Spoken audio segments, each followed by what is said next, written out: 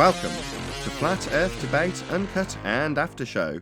I'm your host Nathan Oakley, and if you are new to this channel, or you've not done so already, then be sure to subscribe, hit the bell notification icon and join button if you'd like to become a Nathan Oakley 1980 channel member and keep up to date with the Flat Earth Debate. If you would like to support the channel, there is a super chat that runs alongside each of these shows while they premiere, and there's also a PayPal, Patreon and crypto link in the info box below the video. Also below this video you can get £50 for swapping your UK electricity supplier to Octopus Energy, and this is of particular note if you drive an electric vehicle.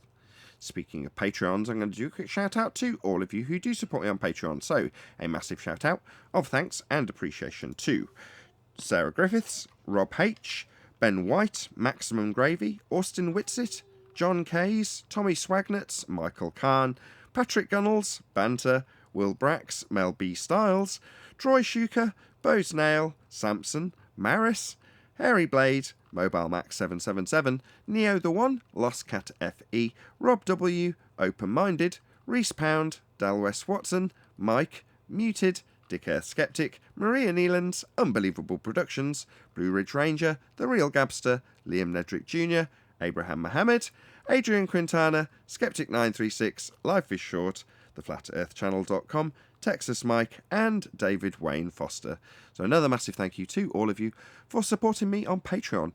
Now I will hand over to whoever is in Discord and Google so you can enjoy their dulcet tones while I set up for today's live show.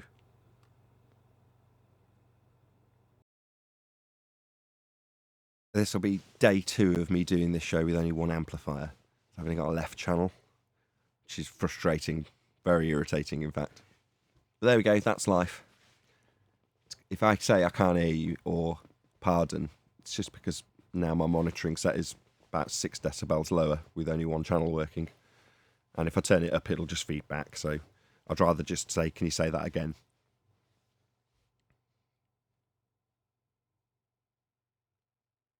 Yes, Nathan, we all understand your technical woes. We sympathise greatly. Oh, I'm so glad you're all sympathetic. Obviously, running a show takes its toll on all my equipment. Daily use of this stuff. But there we go. You know, I'll suffer the entropy costs. And I'll e-beg for it when I run out of money, which I have. Just another day in the office. It's just another day in the office. I got a call back from Cheltenham yesterday. I don't know if I've said this already, but when I was in a class, and I couldn't get hold of the dealer, the guy that sold me the projector. So presumably he's got the amount because I chased it up 3 days ago on Monday. I was like, any chance you can tell me if this repairs due? You know, I can know full well that there's going to be an amount at the end of it, but I'm yet to find that out. And like I say, yesterday I sent off my amplifier. There was a little tear rolled down my cheek as I sent it off to the UPS guy. But that might not, I'm praying that won't have a bill attached, because I've had the exact same fault repaired like 3 or 4 months ago. Now, when I told him about it and sent him the second video with the exact same fault that I'd already sent him when it got repaired last time with a video of the exact same fault, he was like, his response was something like, I'll investigate it and act accordingly, or something like that. Words to the weasel words that made me think, is this going to have a bill attached to it? Probably. Anyway. That's enough moaning about my finances. It's so crass. Just moaning about finances. But there we go. You don't sound too bad coming through. I don't sound too bad. I should sound fantastic. So should all of you. But I just can't monitor it. It's just my monitoring setup. One amp's broken. Correct. That's all I mean.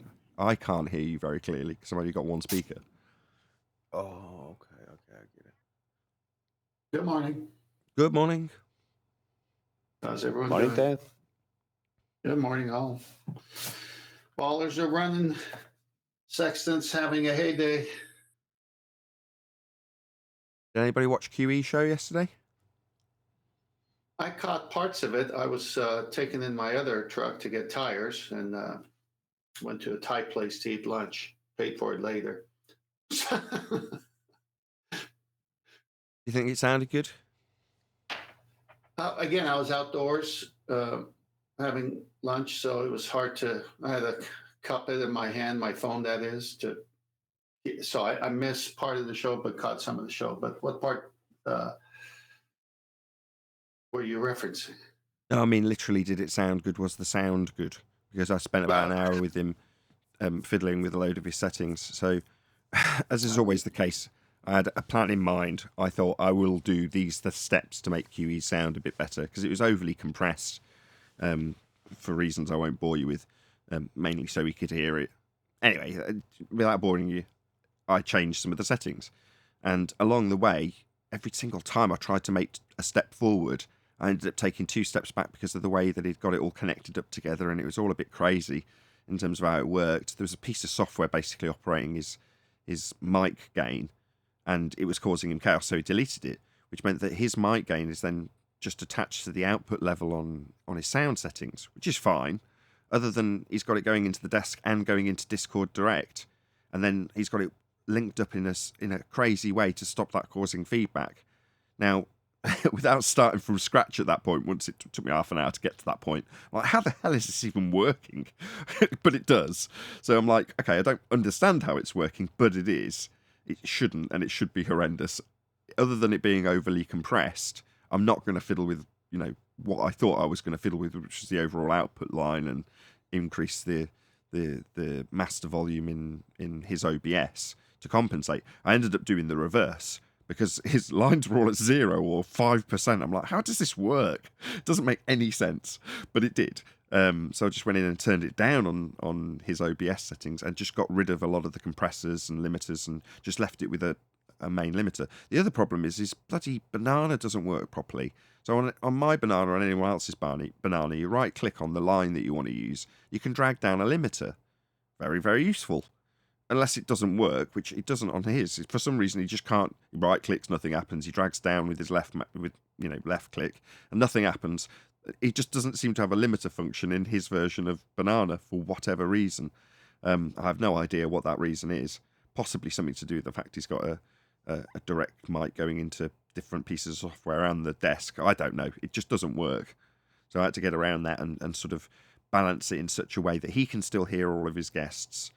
OBS gets a strong line from everything. It's not oversaturated. It's not overcompressed. It's got a reasonable amount of dynamics, and you can hear it without turning the volume at full. And like I say, that took a fair chunk of time. And every time I thought I was getting progress, I'm like, what? How does this work? Why is this even working? So at the end, when I heard it, I listened. I was like, my God, I'm actually impressed. It actually sounds quite good at the end of all that faff. Hence I'm asking. A bit of a disadvantage because I was outdoors and had to hold the smartphone where the speaker was into my left palm while I was eating. So someone else on the show hear it to give Nathan the feedback. Feedback? You joking? Ah, nice one. See, words do mean things, but in different contexts, they mean other things. My horse would love a feedback. Nobody watched QE's show to tell me it sounded great. I'm literally fishing for praise here. I know. I'm helping you. Negative. Nobody watched QE's show. Isn't that wonderful? Well, it sounded good on my iPad. No, I didn't have the time. Maybe later on today. Well, normally like that, if I would have gone to the extent of wiring up my system and playing it through the main system, but I've got a missing amp, so that would be pointless. So I didn't do that. I just played it on my iPad, but that doesn't really give me a good idea of how it really sounds. And I haven't got a good monitoring system to check it. Hence, I'm asking. I'd have just played it on my system. I hate not having a piece of working equipment. It really frustrates me. It's only the second day. Just annoyed. Why did things have to break? Entropy. It is entropy. So you remember when I brought up... It's plug and show more. Again, John, you were breaking up.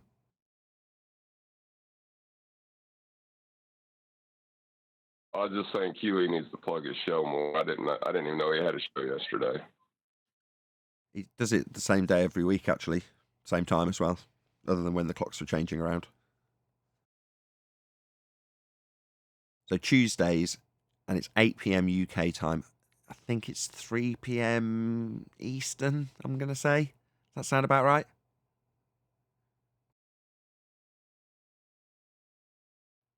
Yeah, I think it was 12 o'clock for me, Pacific time, so it's probably 3 p.m. Eastern. Yeah.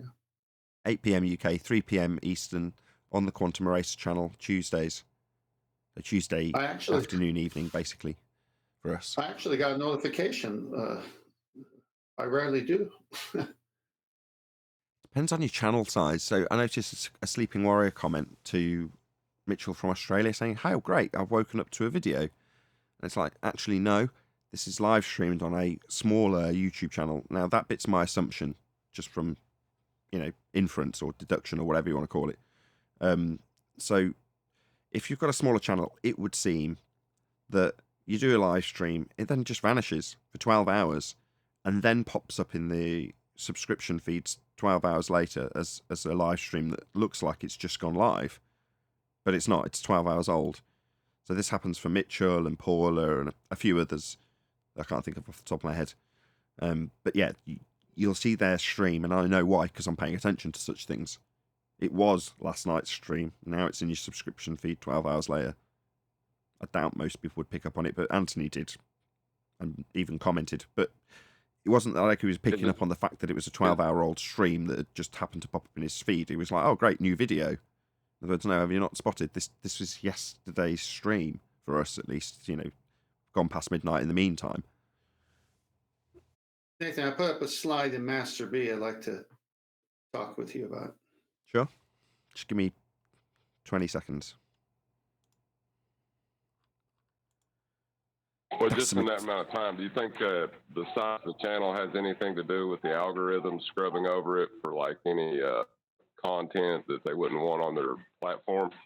It could be something like that. If you're a smaller channel, in terms of the checks that they do, the priority given to such checks is lower. And maybe that would be the excuse if asked, but I can only look at the correlation and state it as I see it, which is to say that, as I see it, if you have a smaller channel, your live stream will disappear and then reappear. I'm sure if you've got it as a link and you know where that is, or you've got it from a share link, it would still work, but it's just not like in the subscription feeds there it is, it's just gone live and just stopped. Now, certainly for larger YouTubers, including myself, it would seem, unless somebody corrects me on this, it certainly seems to be the case for me that when my live stream finishes, it is there in the live stream feed, in the subscriptions feed.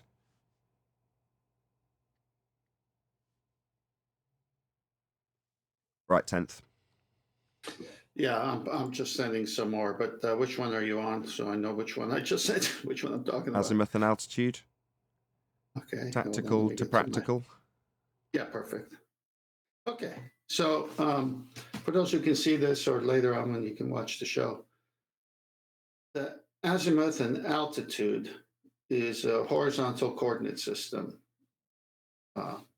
whereas RA and dec, or right ascension declination, is a mapping of the stars, and it's from the celestial sphere. So you basically put a grid on the stars, and that's the way you get your reference. So, but the altitude and azimuth is on Earth using the horizon.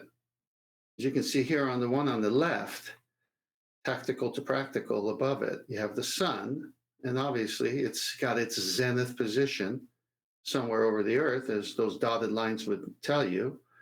And then you have the observer, okay, somewhere, and he's got an elevation to it based on that baseline above the horizon. Horizon is always 0. So above the horizon, he gets an elevation to the sun, and obviously this is what we've been showing with the sextant. Now the arrow that says north, it would be the azimuth. So from the north, you would bring that arrow up until the direction of the sun that you were shooting to get the bearing. So let's say, for example, your compass bearing for the sun is 190 on the compass, let's say. So that's from the north, you would bring that and say, oh, it's this direction. But the height above the horizon is this angle, and that would be the elevation. To the right, you have it with a solar panel, because the people who install solar need to catch as much as the sun as they can. So they use altitude and azimuth as well. And as the sun transits, they have solar panels that are on motors that can tilt. So when it's higher in the sky, it tilts to catch more of the sun. In the wintertime, when it's lower in the sky, it tilts down. So they're trying to get as much sunlight on these solar panels as possible as the sun is traversing the earth. Now, when you look at that second picture, what do you see that's not on the first picture?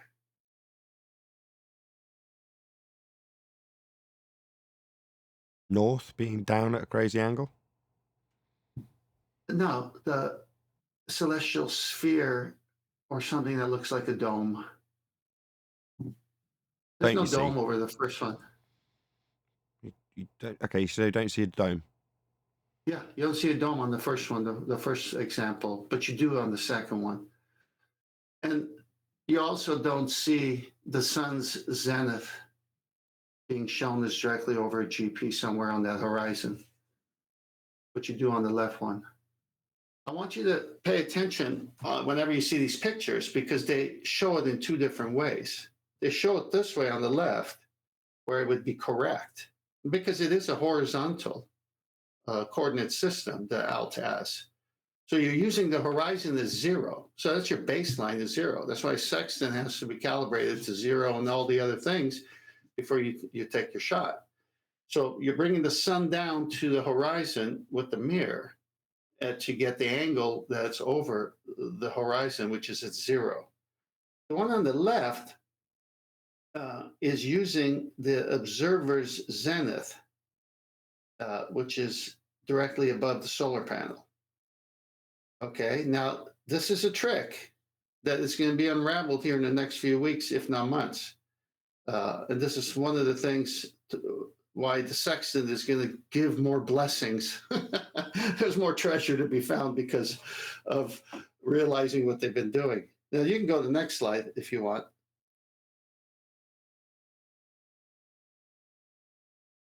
Okay. All right, so here you've got a bottom half of a sphere shaded, but the top half not shaded. And you have a plane.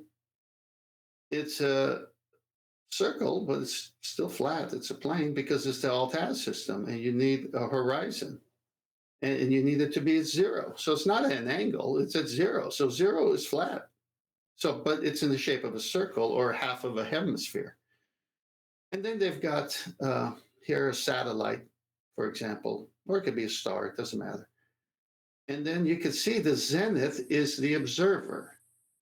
In this is where they want you to have the zenith. They don't really want you to be too concerned about the zenith of the star or satellite over the Earth somewhere, a 90 to it, the GP.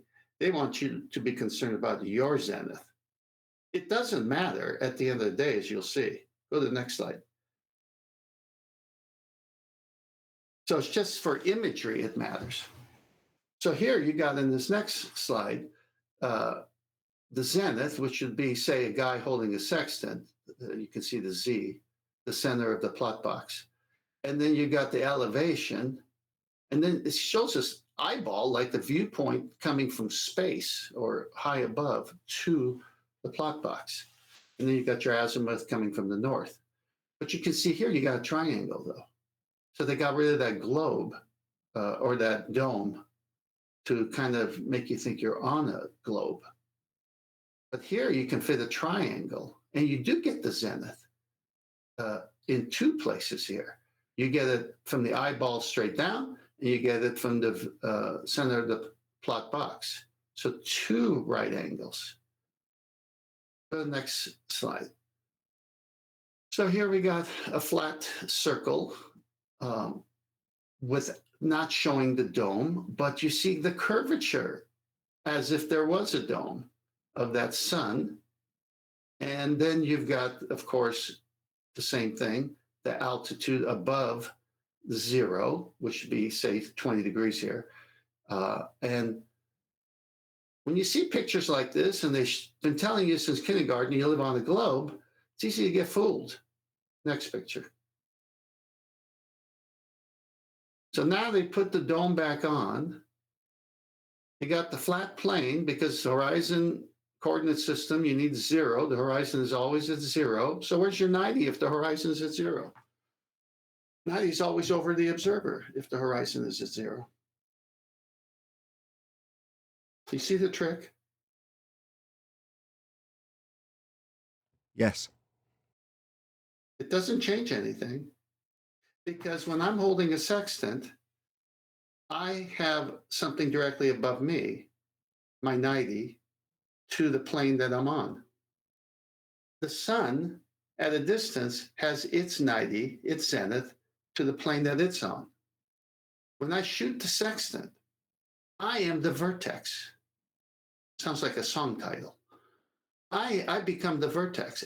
It's being gathered. The information being gathered is from me. Now, if I'm 6 foot tall, then I got to get down and say I'm doing it from the horizontal coordinate system and get it to 0. Dip correction. To what? To the sun at a distance with its zenith on that plane. And there you get your triangulation, once you get 2 positions, of course.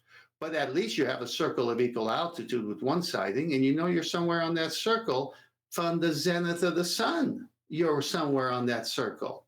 You're not under the sun. You're somewhere on the circle from the zenith of the sun. But you also have a zenith. So what's your zenith come into play? Well, that's the zenith distance. If I shoot the star or sun at 50 degrees, I have to minus it from what? 90. What does that give me? 40. So what's my zenith to the sun? 40. 40 times 60 nautical miles, I got my distance. You need 2 right angles. Can't work on a globe. Nick. Thanks, Tenth. Yeah. The house of cards is about to fall down soon.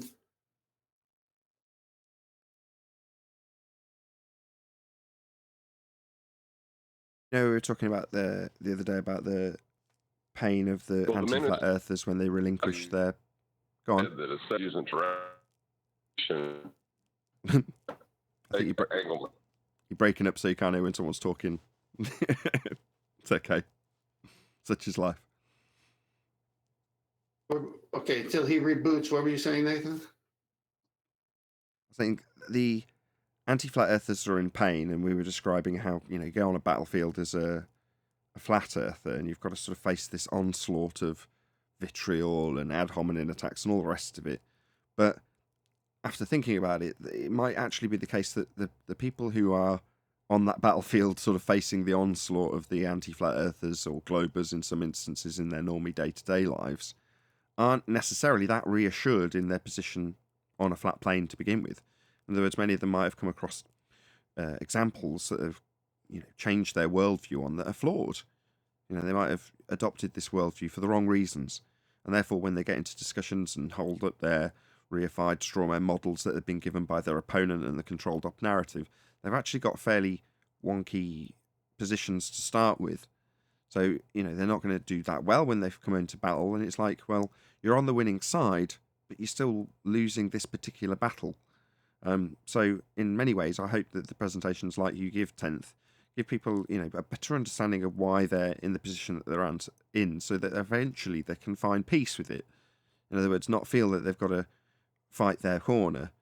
And the reason for that is because the more time goes by, the more I recognise that we are dealing with the pain in our opponents, anti-flat earth pain, that is, and in many ways the pain of our own side, which often stems from not necessarily having a good enough grasp of your own argument or your own worldview, your own paradigm. It gets bigger and bigger, right, in terms of what you've got to have a grasp of. So hopefully these presentations do actually give people a better grounding, and in many ways that will actually stop them wanting to fight with other people, because you like reach a point of zen, you know, where you're like, well, okay, you don't believe me, all right. I like that. Zen for zenith distance. I like it. Right. I think John's back. Do you want to try your mic, John? Yeah, can you hear me any better? I changed that's the server. Okay. What I was going to say about Baller's saying it's trilateration, why would you take an angle measurement then, Like, that doesn't make any sense. Hence showing. I wouldn't even let them go. I'm sorry, John, go on. Hence showing these 90s and all these diagrams they've made to teach people how to use the sextant, because they are using angles, and you do need a 90. Like, I don't think, if you can't see that, it's not going to happen. You're just willfully ignorant at that point. I was going to say, anybody, and I mean anybody, can just look up trilateration versus strangulation. And you will find out what we all found out, which is one is working with known distances, not using angles, and the other one is using angles to figure out distances. Now, which one is the angle measuring device? The sextant. So what is trilateration then? Well, it didn't even come into actual practice the way that we currently understand it with so-called GPS, because it's a microwave signal sent to another position with a receiver, and it bounces back in a straight line. And so they know the distance through electronics. Sextant does not use electronics. That's why the Navy reinstituted it. In the event of an EMP attack, they can navigate the oceans. So it is so simple. Trilateration has nothing to do with the sextant, but triangulation does. And when a person like Mr. Sensible gets on Mitchell's case and saying he fished them and he set a trap, he's so dumb that if you just go look up the words, you find out that he's making stuff up. I don't even understand why people would support that guy. Once you figure out he's lying about trilateration versus triangulation, why would you support that guy? Awkward What else is truth he lying versus about? the convenient lie. The convenient lie sits much better. Yeah, so people who have itching ears will support him because they want to keep hearing the lie. Fine, go ahead. But everybody else, wake up. Triangulation doesn't prove we're on a flat plane, and when they say it's wrong and can't work on a sphere, they're actually presenting trilateration. Here's my presentation. Go in peace on the globe. Go on, off you go. And they go, okay, thank you. I can sleep better tonight. Until they see the pre-show today and realize that the horizon is zero. Well, the problem is they don't watch this show. They just go to Mr. Sensible to learn about what we said on this show. They're getting their information through another source. Well, that's their problem. Yeah, that's their problem. They're scared to come here. Telling me that they don't do any primary source research. Yeah, that's a shock. They'll just take it secondhand from the opponent. Yeah, okay. Yeah. Why do you think we're good at defeating their arguments? Because we've heard them all. Because we've had them, we've tolerated them, and we've listened. And we've addressed it.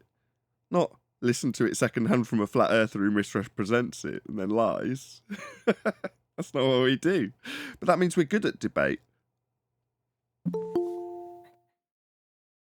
Yeah, that's kind of like how society works now, in the Western world anyway, is, something will be reported on with a biased position, and then the person that hears it will take that as read and then just attack the person that was being reported on. There's no due diligence anymore, it seems like. Yeah, and if his audience relies on that, and that brings him and his audience solace, okay. Okay. I mean, I don't watch Mr. Sensible, so this doesn't affect me. I'm not his audience.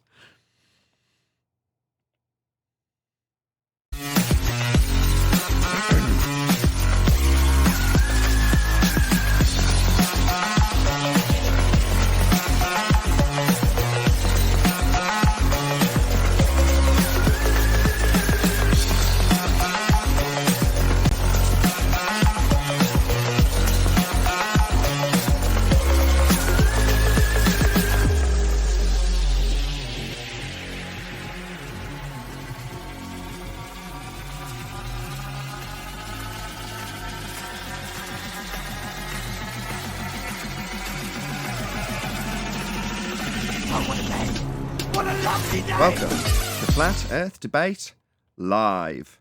I'm your host, Nathan Oakley, and if you are new to this channel, or you've not done so already, then be sure to subscribe, hit the bell notification icon, and join button to become a Nathan Oakley 1980 channel member and keep up to date with the Flat Earth Debate. If you would like to support the channel, there is a super chat that runs alongside each of these shows while they are live, and there's also a PayPal, Patreon, and crypto link in the info box below the video. Also, below this video, you can get £50 for swapping your UK electricity supplier to Octopus Energy, and this is of particular note if you drive an electric vehicle. Most importantly, if you'd like to join the discussion, simply mute the page you are currently watching, then click the link in the info box below this video to join the panel and express your views on the nature of Earth. If you do join, please don't swear. If you do, you'll be ejected, and if you are, please don't try to rejoin the stream using sock accounts. You'll be warmly welcomed back on the next stream. Please also share the show on social media. Sharing the show obviously increases the live audience, but this in turn increases the chances of a more diverse panel, so please share the show on Facebook and Twitter. One last time, if you're new to the channel or you've not done so already, then be sure to subscribe, hit the bell notification icon and join button to keep up to date with the Flat Earth Debate. Now, we are joined by Chocolate Saying, Neil, Refracted Curvature, 10th Man, Righteous Force, Eli, and a whole bunch of people in Discord. So welcome one and all. Good morning. Good morning. And Darwin. Good Hello. Very good to have you all. Good stuff. Hello. Good Hello. afternoon. Hello. Any evidence of a physical geometric sphere edge horizon formerly known as the curve of the Earth? No, they're going to need R for that. They don't even have You a radius, so forget that. mean the one that we wouldn't expect to see, even though it's claimed that we see it and it blocks boats and buildings and stuff from the distance? Yeah. That one? Yeah, so shout out to Mitchell from Australia. Gets a lot of love at the moment from us. So in his most recent live stream, he takes a Glober claim of basically Al-Biruni and its geometric physical obstruction and its acquisition of tangent points and use of trig to derive R. That would be utilization of Muppet Vision geometry with an Earth sphere obstruction, as claimed by the globe. So he's just in line with the globe claim. What Mitchell then does is present what we have here. Literally, he's taken some of my videos that I've trimmed out. Various people saying the horizon's not Earth curve. In other words, anti-flat earthers. Not flat earthers, anti-flat earthers who go and claim that they're globe believers. They're not. They're anti-flat earthers. Telling us how non-geometric the horizon is, how we wouldn't expect to see geometry, how nobody's claiming the horizon is Earth curve, and the Earth curve that is the geometric horizon only exists in the maths. These are the declarations of anti-flat earthers to us, flat earthers. So that guy, the normie, whatever his name was, I don't know who he was, but the guy that Mitchell from Australia had chosen to take apart, he's using him in a very clever way to show the anti-flat earthers, here's what you really claim, while you all deny it. Here's a normie dick saying, here's Earth curve, it's the horizon. And he makes it explicitly clear. The way I'm going to challenge these idiot flat earthers who won't even watch this video to the end is by starting with the horizon. Here's how Al-Biruni used that horizon as a geometric edge to derive R. Oh, really?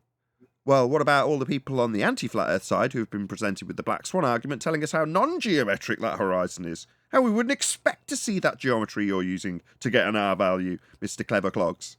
Yeah, well done, Mitch. Very well juxtaposed. I really appreciated that video. I thought it was very clever. As Mitch is, he's good at doing these sorts of things. Explaining to your anti-flat earther how your original claim's being defied when you tell us we can't see Earth curve. Because you'll need to see Earth curve.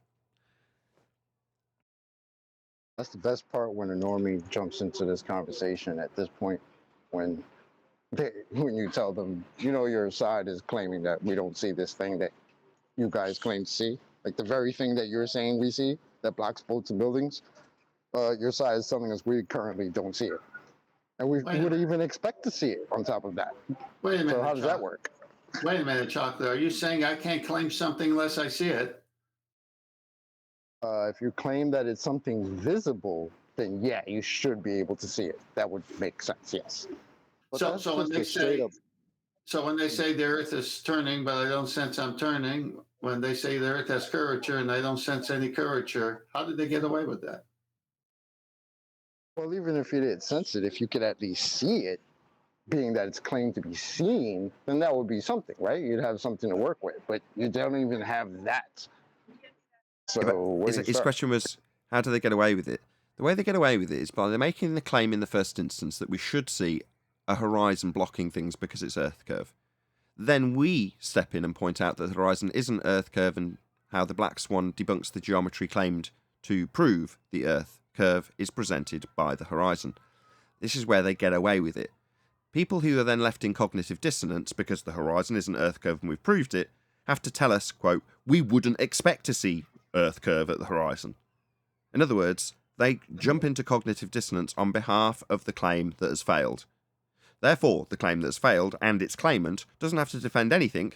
Some tosspot will come along and make a new claim. We wouldn't expect to see Earth curve that's claimed to be the geometry of the Earth curve getting in the way of these boats and buildings. We wouldn't expect to see that.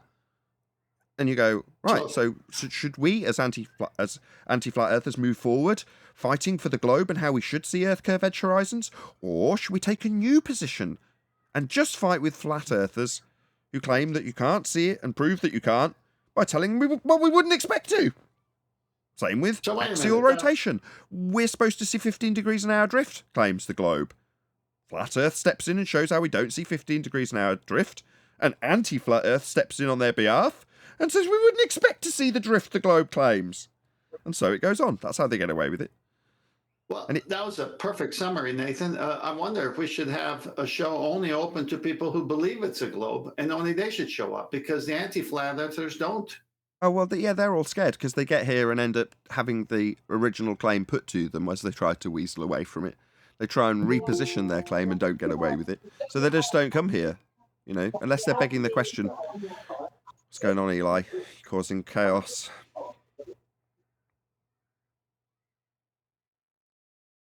So yeah, they need to go somewhere where they can get away with begging the question and using their explanation from within the assumption that we're on a sphere at the beginning of the explanation, and we don't allow that. So if they're not allowed to do that, and they're not allowed to reposition their claims from their actual claim to their new we won't see the claim that's originally made by the globe position, again, they won't want to come here for that. So yeah, I mean, the door's open to anybody. You could be a concaver and still walk through the door.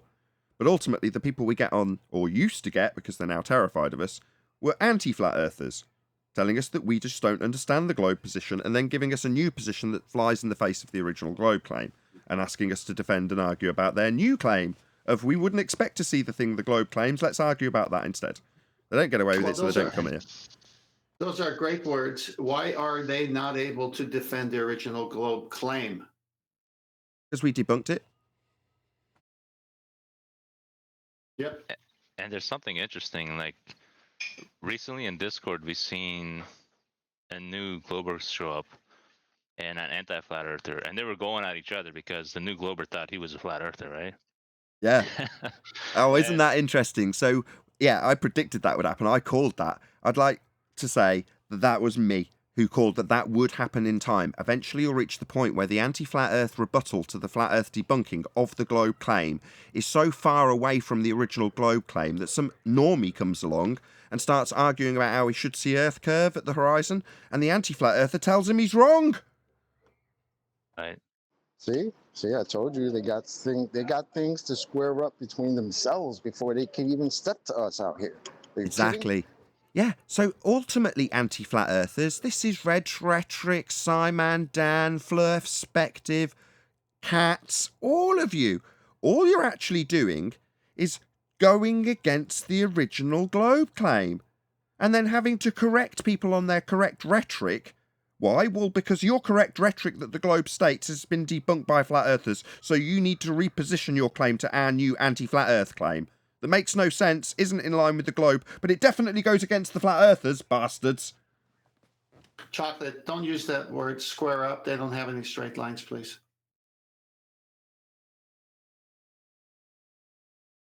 Speaking of which, any evidence of axial rotation of the Earth-based variety?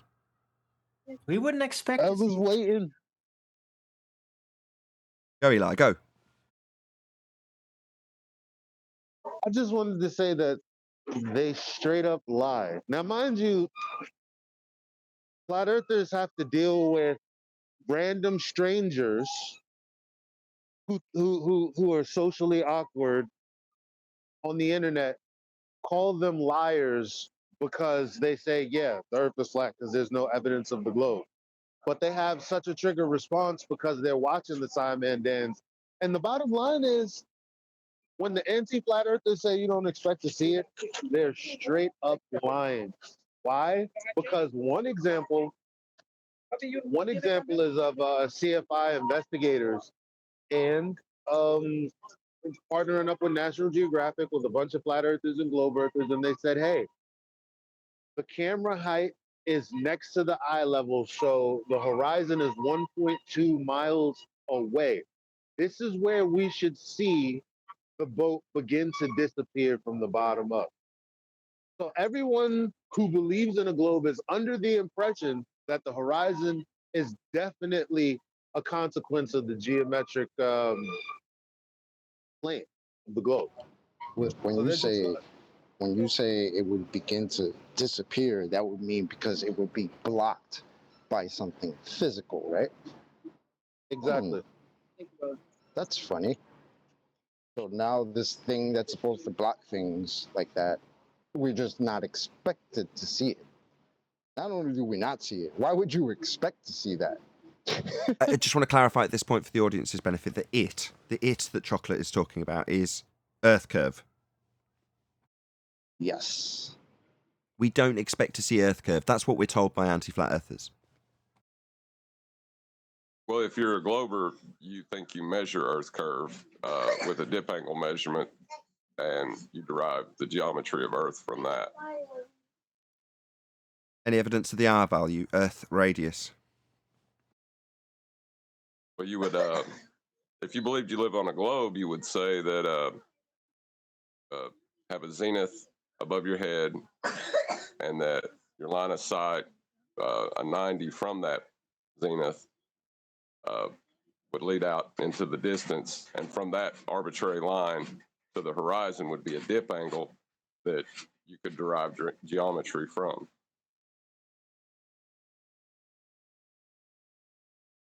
Yeah, maybe that needs stressing to people.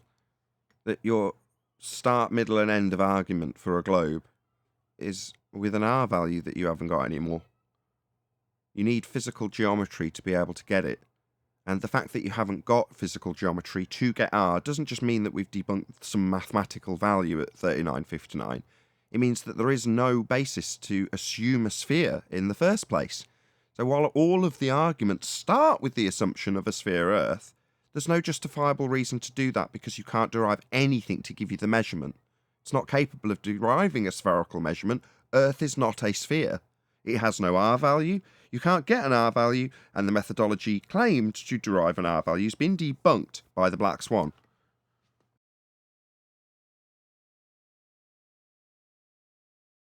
What's left? Well, this is why the sextant argument is so devastating because, because on the surface of the Earth, in their model, their presupposition of a sphere, that's a curved line, and you can't get an angle off a curved line. So it's over right there. Yeah, you But haven't it's got a curved also a adjacent. positive claim.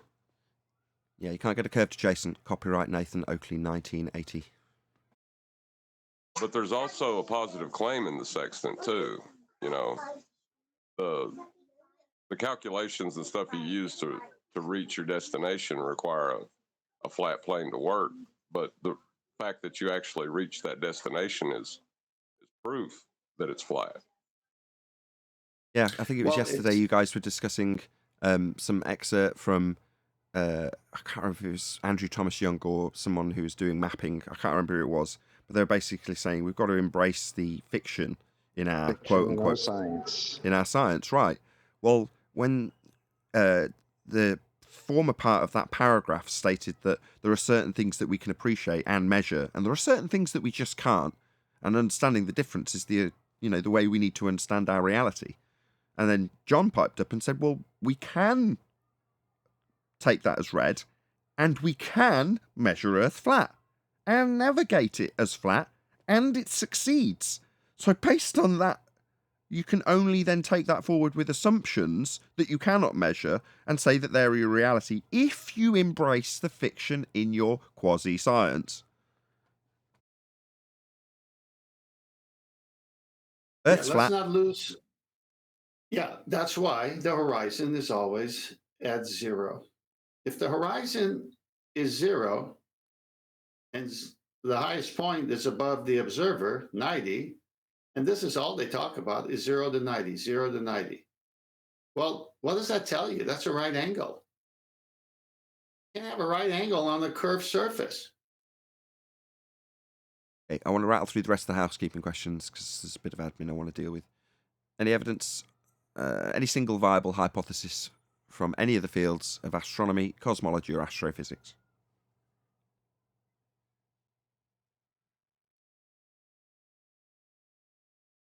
If I was a heliocentrist in that field, I would probably incorporate R in any hypothesis I tried to formulate. Correct, with all disclaimers. Yeah, bang on. No need to summarise it further. Perfect. Any scientific evidence of gravity? What is it? Nope. 107-year out-of-date mass attracting mass, or more recently, 107 years ago, the concept that we have a fourth dimensional time element and that is bending. Okay, but Bending what, Still around not what? clear on what the phenomenon is. I know I didn't Right. mention phenomena. There is no phenomena. The 107-year out-of-date claim that mass attracts mass is debunked by gas behaviour. Mass doesn't attract mass. In their claim, gas has mass, and so does Earth. Therefore, gas should move to the centre of the mass of Earth because it's much, much smaller, therefore much more affected by this. And it isn't. It expands in all directions. It was superseded anyway 107 years ago. Nearly 106, but nearly 107 years ago by Einstein, who claimed in the maths that we are in a fourth dimensional space-time reality. We're not. That's just a mathematical idea that was dreamt up in the idea of Einstein in his head. Absolutely nothing to do with natural occurring phenomena and everything to do with a mathematical description of what he says is being described by his maths with fourth dimensional space-time, bending, and then following paths of geodesics to describe gravity. Well, that's, again, fourth dimensional reification isn't a natural phenomena. But succession, though, or being superseded, implies that it's actually a replacement. But it isn't really, because it only gave you a completely virtual concept that doesn't even claim to have any provable ties in physical reality. If So- anything, it's taking it further away to make it easier on the mathematicians when they reify their reality. Well, if you've got something that could be physically described as a phenomena, that would be mass attracting mass, and someone says, hang on, mass doesn't attract mass, then you've got a bit of a problem. So best to relinquish yourself of that. Supersede something that is based in physical reality, keep it around in the education system, and then describe the actual phenomena, or correct people in the higher education when they get there, that it's actually bending geodesics in space-time. But prior to that, leave them with the original out-of-date notion that you've actually got a force pulling things. Well, that's a useful magic trick. Keep the old dusty, superseded, out-of-date around, whilst the new, non-physical description reigns supreme. Not true either, we've got quantum mechanics now, but in this description for heliocentrists, Einstein reigns supreme. But not if you need a Alright. force to assert. Now, when you say one superseding the other is silly because presumably none are real, it's like saying, well, dragons were superseded by unicorns in terms of their useful nature in fairy tales. Okay, so one superseding the other and having more unicorns prevalent in kids' stories than dragons in older stories doesn't make either of them real. Likewise, mass attracting mass and Newtonian mechanics and Einstein's bending force space-time, neither are real. One superseding the other, who cares? Right, Arwin? Yes, but I'm getting semantic. I just say that while superseding is almost deceptive, it's more like a succession in the storytelling tradition. Who's the story taking over right now? Because like superseding would almost imply that it's actually better. like more real, more proven, and it isn't. Quite the contrary. If So- when so- I drop, sorry, Nathan. Oh, well, I could say, obviously, if anyone's familiar with He-Man, you've got various aspects of travel being utilised with the Sword of Eternia, and they can literally teleport themselves around. Its magic is so strong. Well, in more recent She-Ra episodes, they literally use a spaceship and travel around in a heliocentric system. So technically speaking, an Ethereum, I think that's the right term, spaceship from the first ones. Eternian, there you go. An Eternian spaceship superseded the magic of the sword's teleportation ability. Okay, so it's technically a worse method. Takes a lot longer and breaks down a lot. And isn't instantaneous. But ultimately speaking, neither are real. So does it matter that Yes. the new hotness of intergalactic bullshit travel through sky vacuums and planets and galaxies, all nonsense, fairy tales, is better to be done by way of teleportation with a sword or done by way of clunky old spaceship? Well, I totally agree. I don't know why they would abandon that other than just to spur interest for it. Because look, now we have to sit in some kind of a object that's going through a vacuum. The hazards are incredible. You could get lost. You could get destroyed. Who's gonna rescue you when you're downed in a vacuum? Like when you still had the sword, you could just teleport straight from safe location to safe location. And other than like the occupational hazard of the people living there, you don't have any danger. So it seems kind of pointless to abandon the sword teleportation system and trade it off for a much more hazardous space travel system. Right. What are you going to do? Anyway, that series, She-Ra, was absolutely epic for the first 2/3 of it. I think it's DreamWorks that made it. It was superb. And then about halfway to 2/3 of the way in, it descended into homosexual and lesbian connotations throughout 50% to 100% of the entire show. As the show progressed, it got more and more overt to the point where literally you've got two women princess characters married, two dads for the main and pretty much only male character in in the good guy side of the argument, if you want. Wow. And the main character falling in love with the evil bad guy that had fallen out with her as a child when they were playing together, and they were in love towards the end, both female characters. So it descended in towards the end, and I was just like, around the point my daughter lost interest. So about 2/3 of the way, halfway in, my daughter lost complete interest, and I was like, well, I want to still see the series out. That's a lot of S's. And like I say, descended into LGBTQ and woke nonsense for the rest of the duration, and space, as I just mentioned. So about 2/3 of the way in, they found a spaceship, and then the rest of the entire series was set in space. And they substituted the bad guy, for his clone, almost identical brother with the same voice and almost the same character, but in space. Substituting one character for the other. So they all went to space, and then they turned gay. That makes no, sense well, to me. It was very much the hints at that were there throughout the whole series. So I don't want to make it sound like it suddenly went gay, but it got far more overt at about the halfway mark when they introduced the guy with the heart on his chest is called Bo, because he's got a bow and arrow.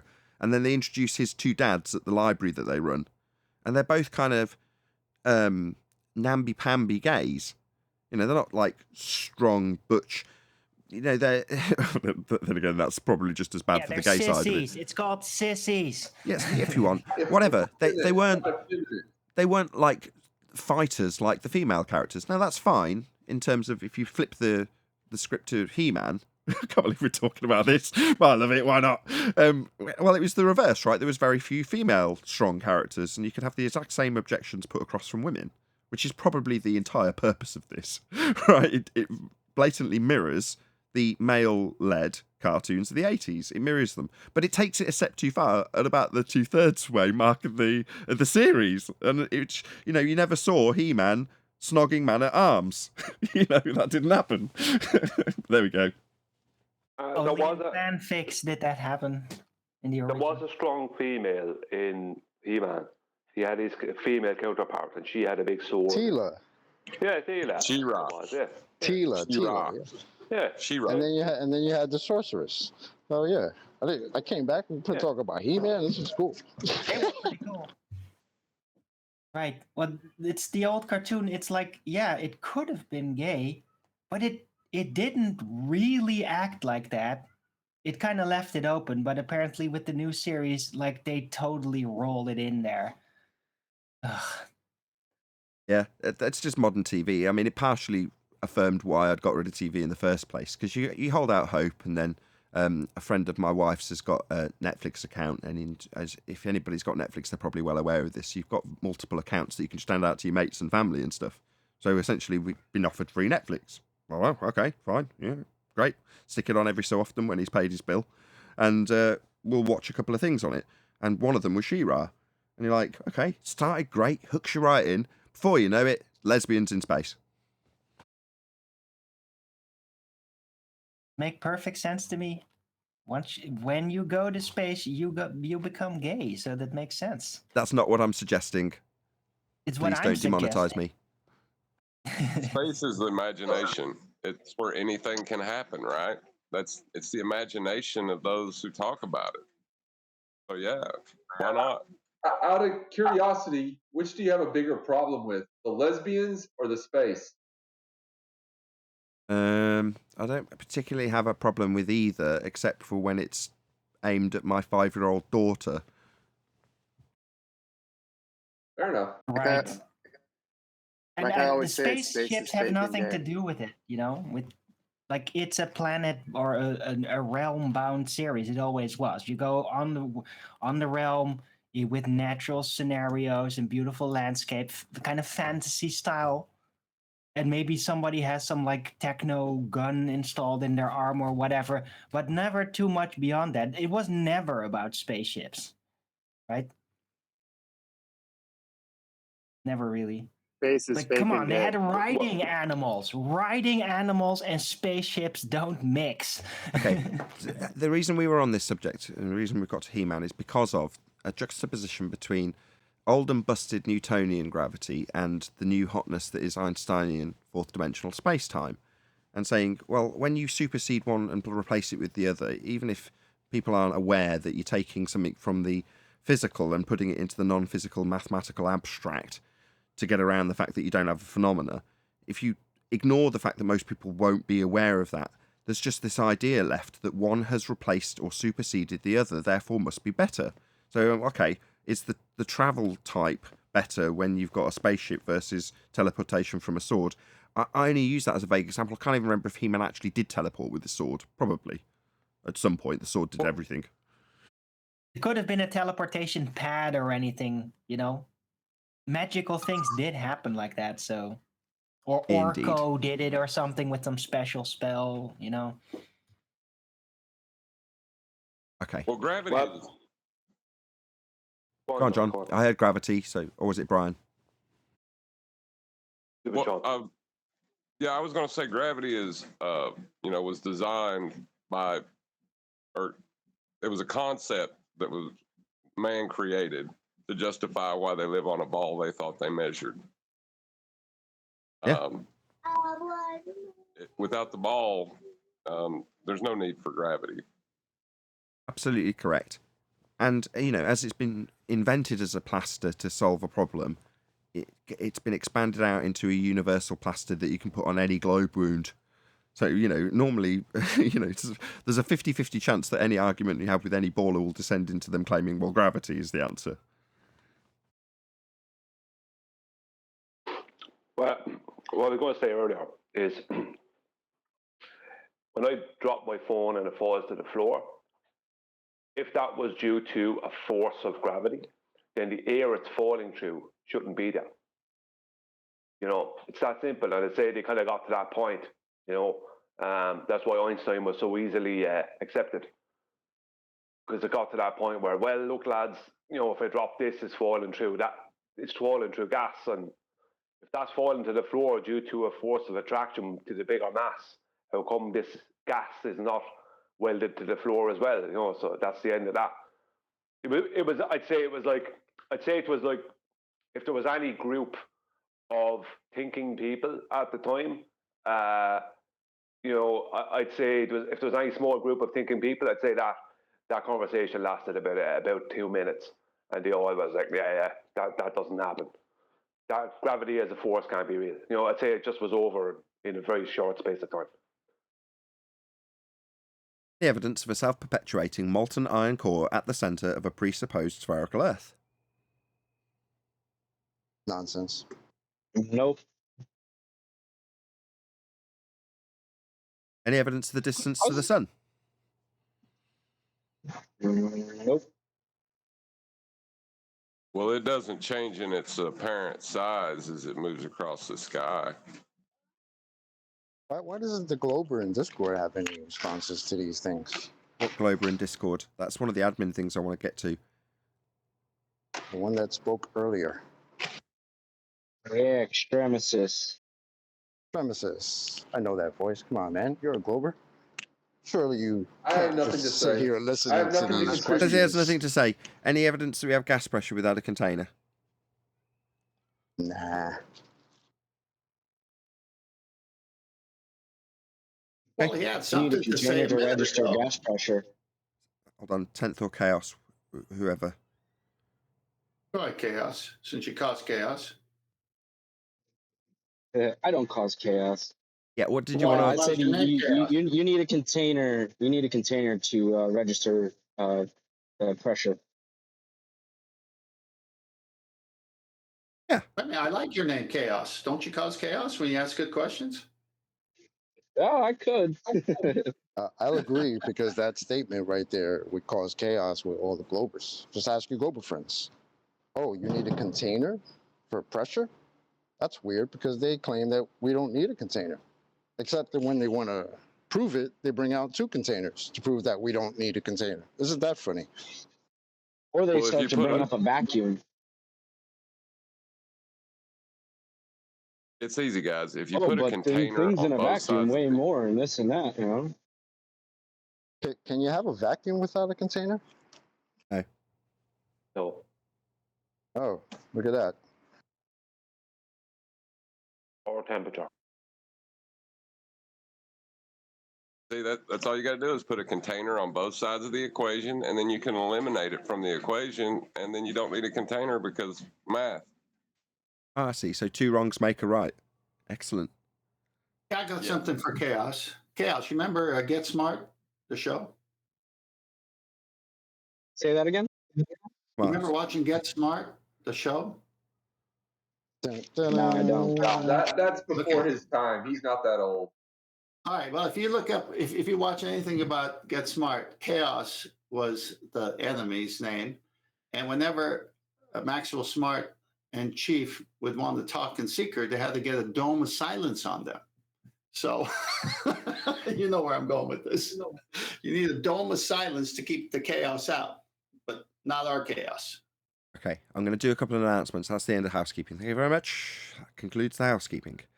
However, I'm going to do a couple of quick appeals, although it's not going to be an e-begging appeal. I'm sure you're all sick of me e-begging for money, although we'll probably end up doing a GoFundMe after all of this when I get my bills for my amp and my projector. So, as much as I've said, smash the PayPal link, and a few people have, to be fair, and it has helped, but unfortunately I was e-begging before the projector and amp broke because I was having a crappy month last month, which is going to be the case for a few more months, but that's why I'm not going to e-beg on this particular occasion for you to smash the PayPal link. But if you did want to, feel free. I'm actually going to be appealing for you to share the show. So there's 111 people watching right at this moment. And the only reason there is 111 people watching is because the people who are regulars, the members, people who I appeal to when I say please share the show in the intro, actually do share the show. So that is why the audience is as large as it is. Potentially there could be a lot less live audience members because the show doesn't reach as many people as it potentially could. I know from my statistics, there's a specific statistic in terms of the amount of exposure the video gets and where it's being picked up from. So based on that, I know that the audience I have got, I should be and am very grateful to the people who actually smash the share button, and you are appreciated. I know I spend more time appealing to smash the the share button than I do thanking you for doing so. But this is my opportunity, hence a little bit of admin that I wanted to rattle through the housekeeping to get to say first and foremost, Thank you to everyone who shares the show. That is the only reason we've got a reasonable audience, over 100 people watching. And if you don't typically share the show, share the show. It's nice and calm. It tends to be a bit less sweary when there's less fundies interrupting us, and the information gets a bit more concise and is therefore easier to digest. And we've got a very adept panel presenting the globe Earth arguments as concisely as possible, and indeed the anti-flat Earth arguments. We've got a Baldwin, who's essentially our resident anti-flat Earther. So you get to hear both the globe presentation of what they're literally claiming, and it's easy to check and reference what we say, versus the debunking of the actual globe claim, and then the response that we would get from people on the anti-flat Earth side. That is the deviation away from the original globe claim in an attempt to debunk what we have stated. Doesn't reaffirm the globe, just is claimed to debunk what we have debunked of the globe, normally debunking the globe in the process. So you'll get all three: globe claim, anti-flat Earth claim, and flat Earth debunking from this show when it's calm. Now, I know Extremistus wants to destroy that calm. I can just hear it in his voice. But at the moment, just concise. That's, you could take this first section of the show, the first half an hour, and pass it on to a friend, share it, and say, here you go. Here's a concise summary of flat Earth. The housekeeping questions do that every time they're answered in the way that they have been today. That is all. Please share the show. I got a follow-up question to your statement there. If Extremistus is a baller, which I take he is, he would want to come on your show and prove the ball. But by him being here and listening all the time, and in the past he has said like he's busy doing something, he's just in the listening mode, that just says that up to this point, at least, he doesn't have anything to refute the arguments that we're presenting. Would that be right, Extremistus? Yes, you're right. Thank you. I have nothing that will convince you guys of the globe. Well, thank you. Because we're desperately seeking some proof for it, because 99% of the world believes they're on the globe. Right, and at this stage, I don't care why he thinks he's on a globe. So, what use is he? He's saying, I can't convince you're on a globe, but that tells me enough. It tells me that he feels we need convincing. It tells me something else. He's got no proof to prove it. Right, so we're not unjustified in our seats here. Okay? That's why he's perfectly tolerated. Why wouldn't he be? Tolerable, that's the one. No, actually, he's got a front row seat because he's seen the ones that come and they get totally blasted because they have nothing to hang their head on. And he's saying, you know what? I believe in the globe, but if I go on that show, I'm going to get blasted. So I'll just sit here and just see where I could spot a weakness. So let us know when you can spot a weakness, will you? Oh, he would have already if he could. Yeah, they About to have answer. this. Let Hello? me just sit He was here about and to put- answer. God, you're so rude. It wasn't sorry. rhetorical. What? Right, it was rhetorical. But, at least let him respond. I said I will do that, yes. Okay, thank you. Okay, I was just gonna say that they have this attitude where they pretend, oh yeah, right, nothing that I show you, a flat earther, will ever prove anything. Like, so don't worry about it. No, it's fine. No, of course we don't have any evidence. Yeah, you fucking don't. Ain't no need for the swearing. No. So, welcome to Flat Earth Debate 8047. So, Extremistus, have you got anything that would convince us we're on a globe? No, I'll let you know when I do. That was brilliant. Hey, I got a question. Since this is the only show, plus Mitchell and QEs and some others that I tune in. Extremistus, do you Eli. Extremistus, do you do this on all shows where you work and don't say anything, or are there shows that you actually say stuff on, or is it just this show? As a general rule, I don't talk a whole lot. I mostly listen and let the other Globers handle the action, so to speak. And based on you doing that, how has the Globers done when they're handling that action, so to speak? It's no progress is made, no concessions are made on either side, so not very good, I guess. So if I just isolate it to one part of many parts, for example, the sextant is an angle measuring device. You've heard enough about that, haven't you? I have. Okay, so to get an angle, would you say the correct answer would be two straight lines meeting a corner, creating a vertex? Sure. Okay, so when we say to the Glober, how do you do that on the surface that curved? Why can't you make a decision as to who won that argument? Everybody's stubborn. No, I'm asking you. If you know, you That's just what I said. just said. I'm stubborn too. Everybody's stubborn. Oh, okay. I didn't know you were personalizing. So you're stubborn in the face of facts that you, the stubborn person, already know. The only way to get a corner in a vertex is two straight lines. You know that because you just confessed it. But you're in the side of your own statement. You're going to be stubborn. Yes. Okay. Okay. Nothing more Stop for I your. can do.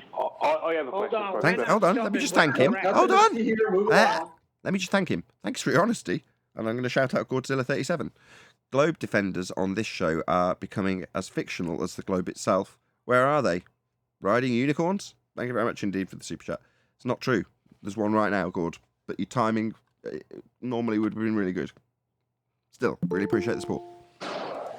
And we're I have a not question for stubborn, we're Extreme. correct. No, right, no one else is going to get this. 10th has got this fish. So 10th is going to carry on this conversation as much as he wants to.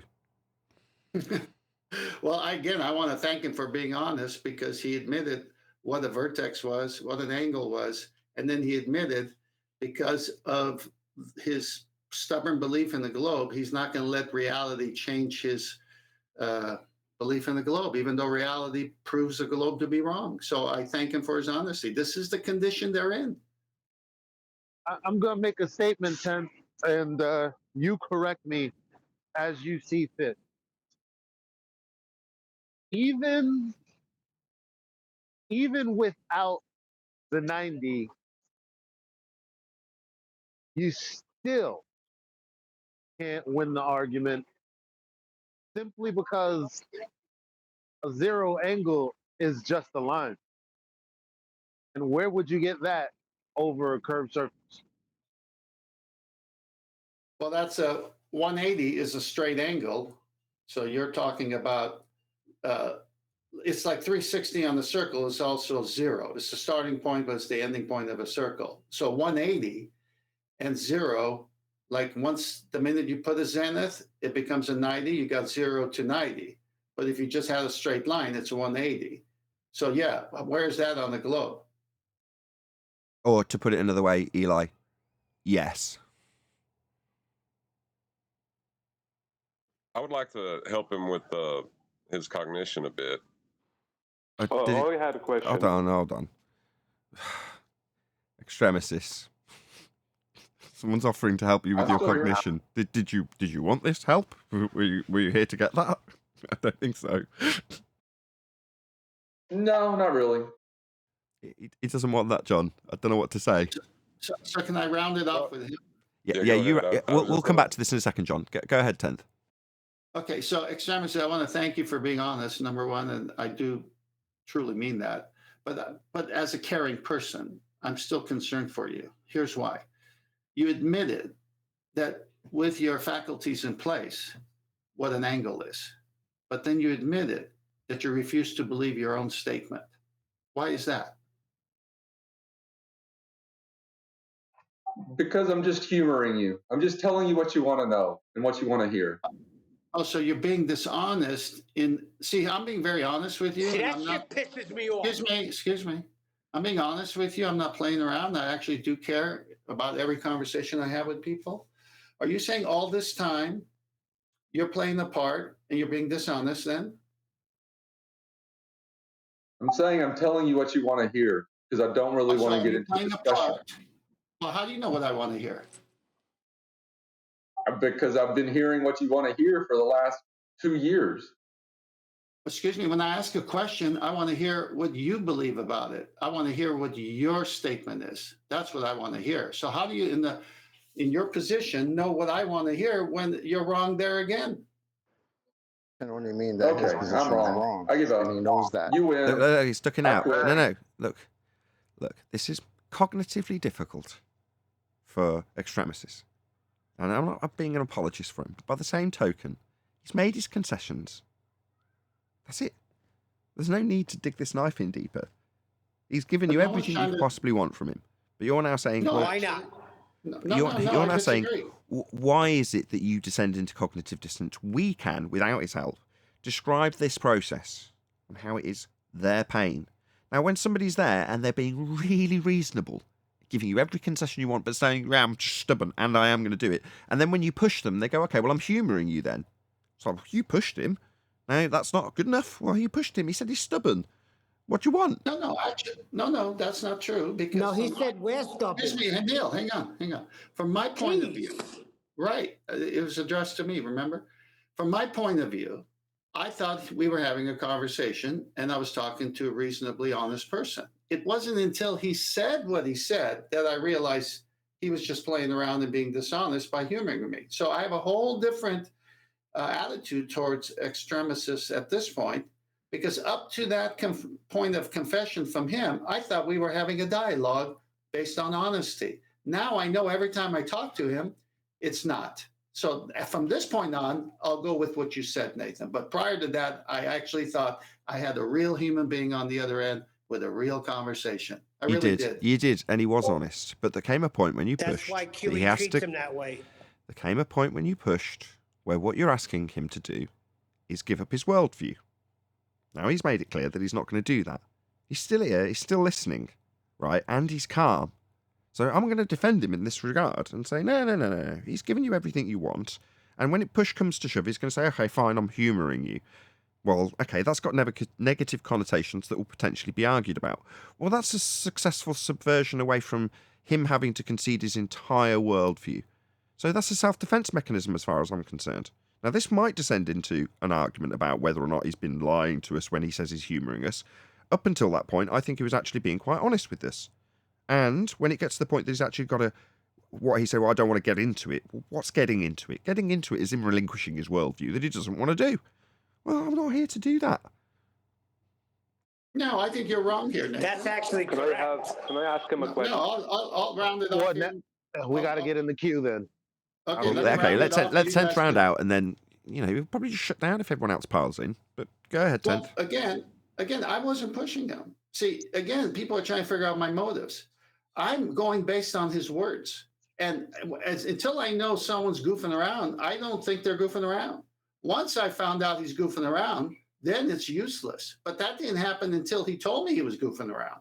So up to that point, words mean things. Yeah, well, what we've got left of the globe is a big, massive pile of dog shit. And out of that dog shit, every so often, blossoms a beautiful flower. And if we're not careful, we'll all smash that flower into pieces. Now, that rose growing out of that pile of shit isn't going to stay there for very long if we all pile in on top of it. Yeah? Now, bearing in mind, there's very few roses that sprout out of that pile of crap at the moment. So this beautiful rose that is extremis, we have to be gentle with them. You've got to be careful with these anti-flat earthers. They're very scared of us. You scare them off very easily. Actually, I'm a farmer. He's more like a weed. Anyway, someone else. Now you guys talk about how you're on the ground. Now you guys talk about how you're on the ground level and blah, blah, blah. But you're really not. Us guys in the Discord, when you go and the show ends, we're still here. We are the guys that are on the ground. We could tell you about extremists. Oh, yeah. Here we go. It's a rebellion, is it? Is this a mutiny? No, we're just giving it. I'm just giving you the facts. See, you don't hang around. You leave. You go on about your day. We hang out in here with these globers and these anti-flat earthers, and we know. Yeah, but people like me know all about that because we did that in the past. It's not something new. That's not as if you're doing Someone took the bait. Hold on. Who is that? Who is it? Harp. Yeah. Hold on. I'm still Let's keep it calm. Everyone keep calm. Harp. Brian's taking the bait. You two have at it. Go right ahead. Yeah, as if we've never been there, if I've never done that. Yeah, I done loads of that. I don't do it anymore on purpose because I don't want to be in Discord listening to nonsense. So that's why I'm not in Discord. Not as if you're in the trenches and I was never there. Are you serious? I mean, I'm not this since 2015. I've heard every bullshit answer you can hear 20,000 times in a row. Look, I think you'll find Brian's a major, and he's sat at the top of the hill, sipping Sancerre, watching the battle.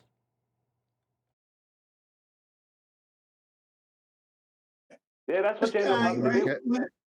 Blah, blah, blah, blah. We don't need you in here, and I don't need to hear your words anymore, to tell you the truth. At ease, soldier. At ease.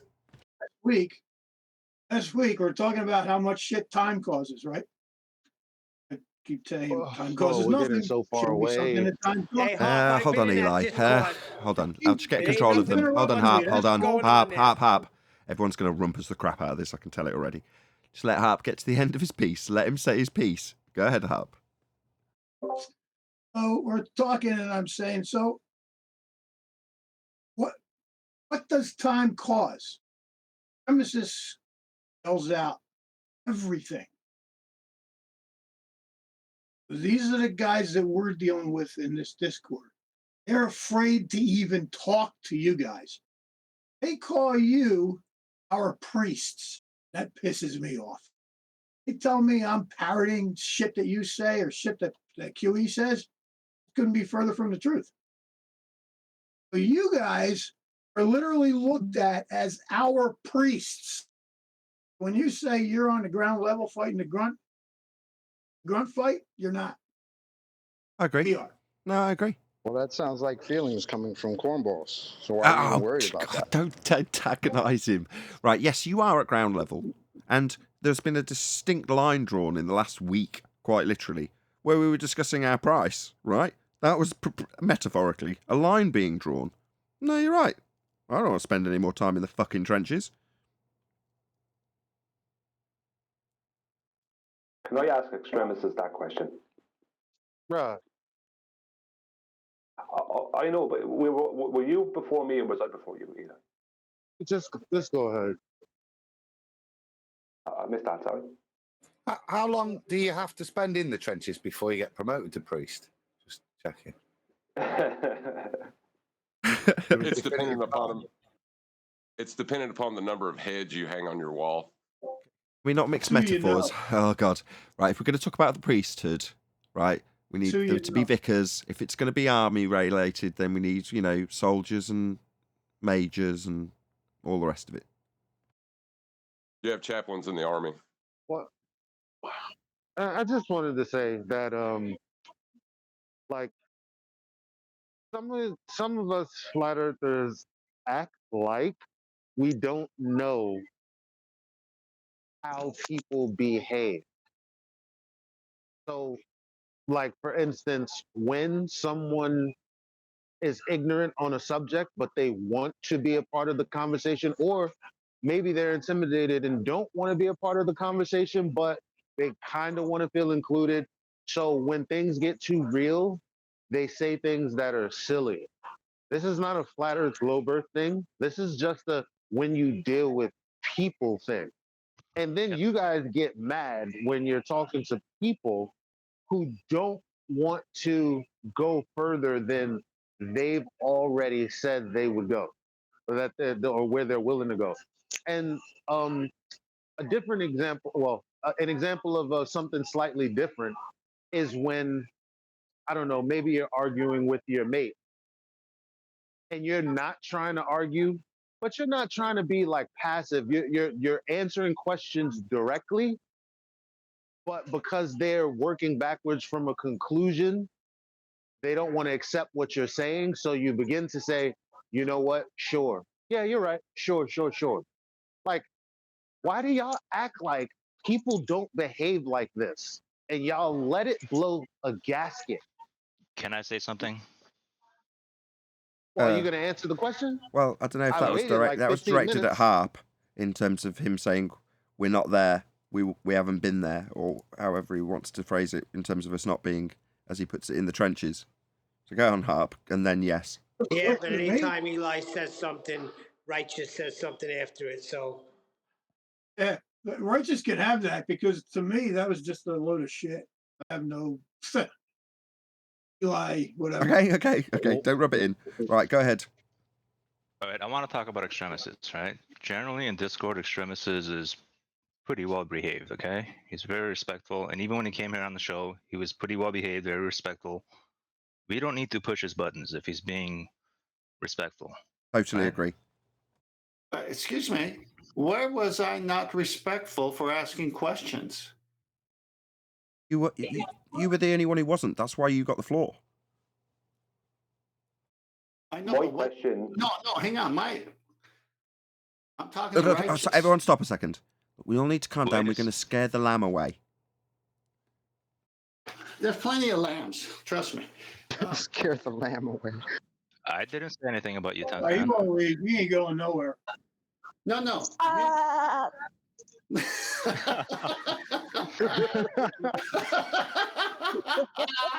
That was great. No, Righteous, that's not what I'm addressing. I'm addressing your one statement to cover everything else. What did you just say? Repeat it again. Well, I said extremist is pretty respectful, and if he's pretty respectful, we should be pretty respectful to him back. Correct. And asking questions is pretty respectful. Wouldn't you agree?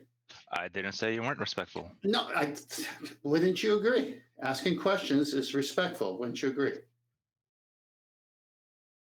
Depends on the question. Excuse me, just Righteous. It can be respectful. Did I do it? Did I do it respectfully, Righteous? Wait a second. You can't ask me stuff like that. Okay, then stay out of it. If you're not going to take Oh, a stand, Righteous, I'm tired of you It was just interrupting. hold on. All he was doing was reaffirming my position, which is, he can't answer and I can. Yeah, the line's being drawn, and when it was stepped over or close to, I piped up. But no, you were perfectly respectful. I don't know what the issue is. The issue is with everyone else piling in. Like I say, it's a very delicate flower that's growing. It's easy to trample. I'm trying to take this somewhere, Nathan. Righteous, don't be a beta male. Speak up. What am I asking you? Can I answer? Can I defend myself? Yes, most definitely. Yes, Extremistus, go ahead. So you asked me, and I basically said that nobody's going to, everybody's stubborn. Nobody's going to change their answer. We know the truth. Both sides know their truth. Okay, whatever. Nobody's going to change their answer. And I sort of took, that was my honest opinion. I was being honest. And so I sort of, to me, that's the end of the question. That's the answer to your question. That's the end of the conversation. John changed his position based on evidence. Here we go. I'm sorry. He generalized. My bad. I'm sorry. No, you're right. We're going to get him there. Exactly. If you remember, Extremistus, I asked you to define an angle with me, and you agreed with me. We had the same truth. Did that occur or did that not occur? It did. Okay, so why aren't you sharing the same? Why aren't you sharing? Why are you not sharing the same truth with me that you shared earlier then? Hold on. I was kind of going to get there. And so we both sides have their same viewpoint that nobody's going to concede any. Okay, so I conceded the angle, but that still doesn't change. Nobody's going to change their mind, whatever the concession are. I'll put it that way. And that was sort of my point. And to me, that's the end of the conversation. That's the way it is. Yeah, but and I answered the question. Isn't the fact that you had to Hold on, concede... Chocolate. Hold on. Just let 10th have him. He's getting somewhere. Yeah, 10th. I just want to make sure he's done first. Well, I was going to but to me, that was the end of the conversation. I didn't really want to answer anymore. I said that before. I don't really like to talk. I don't talk very much. I usually let everybody else do the talk. So I was kind of done. But you kept going with the conversation. And again, like you were wanting a different answer. So that's when I said, I'm giving you the answer that you want to hear. I see. Are you finished? I am now. Okay. So when you say everyone has their own truth, and you and I shared a moment where our truth was the same, is that absolute? I don't really know. Okay, stop. What? For the audience, stop. Just for the audience's benefit, the truth they're talking about is acquiring vertices, acquiring two straight lines, giving you no adjacent angle being bent. That's the truth that they agreed upon that was being discussed. Go ahead, 10th or extremis, whoever decides. I'll let him finish. I did. I answered. I said, I don't know. Okay, so you don't, but you knew when you agreed with me, but now you don't know? So it's not truth anymore?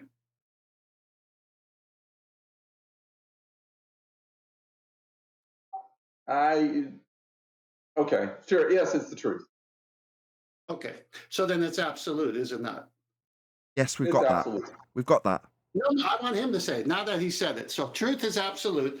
We both shared the one truth. Maybe we don't share other things, but the one truth we shared is that Nathan summarized very nicely there is an angle, is two straight lines meeting at a corner, creating a vertex. And you just heard him say that's truth and that's absolute. So then I went on and said, how can that work on a globe with a curved adjacent surface? And that's when he decided to bail on that truth, because the answer is devastating. And I said, fine. And I let it go because he says he's playing a game. And I don't play games with people. I'm going to stop you. I'm going to stop you. Yes, that is correct. And that is the summary. But that is where I detect I read between the lines when he says, I don't want to get into it further. Well, I was saying this, I think it was on Ballbusters. Yeah, that's where, correct, 10th. You have indeed won. And as close to a concession you're going to get is, I don't want to get in it further than the truth that you can't have an angle unless you've got two straight lines. And I want to go beyond that. What's beyond that? I've said this already, I'm going to summarize it again. A relinquishment of his entire paradigm. You're not going to get that out of him on my show. I assure you, from past experience, he's not going to do that for us.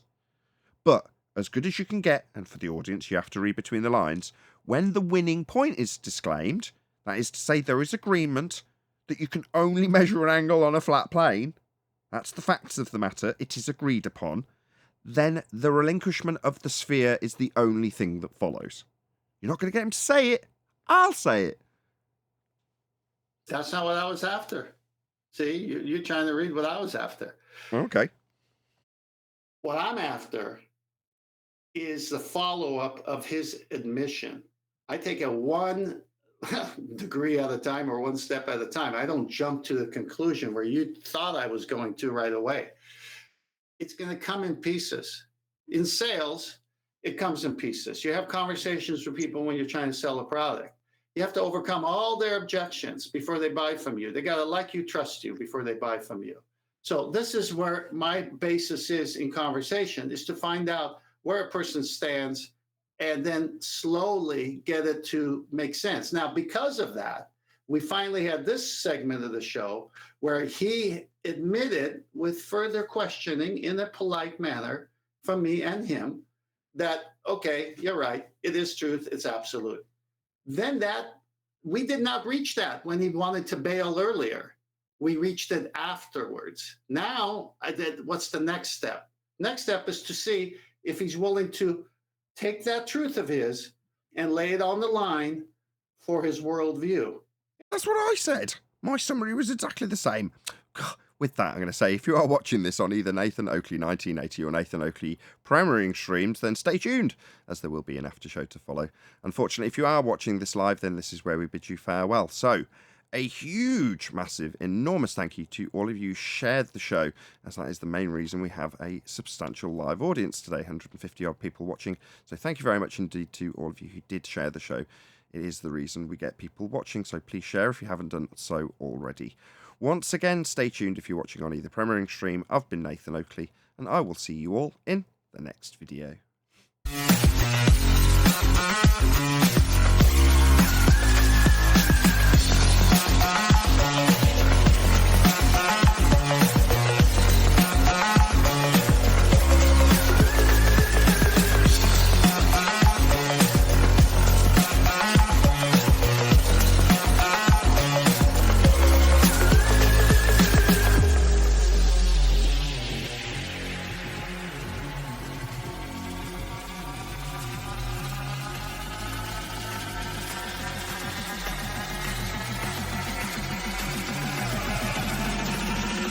Oh, what a day!